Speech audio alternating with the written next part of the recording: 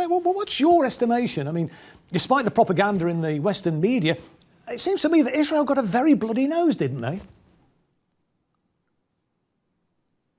Yes, I think that's the case. The regime carried out a blitzkrieg attack, murdered many senior military officers, a lot of them at home with their families and neighbors.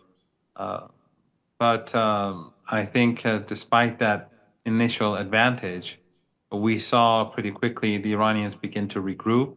And after a couple of days, the tide began to turn. And if the Israeli regime or Trump had the upper hand, I think the war would have continued for much longer.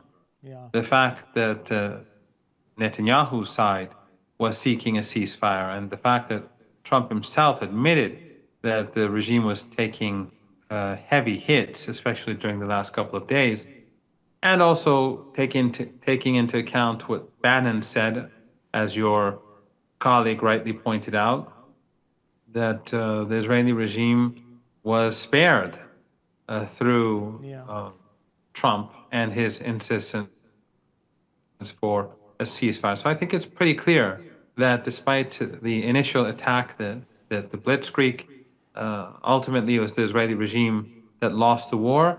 And I think the Blitzkrieg itself, even though it was painful for Iranians, but it did show the international community once again that the Israeli regime is aggressive, that it wages war without provocation, Yes. and that added to the global support for Iran.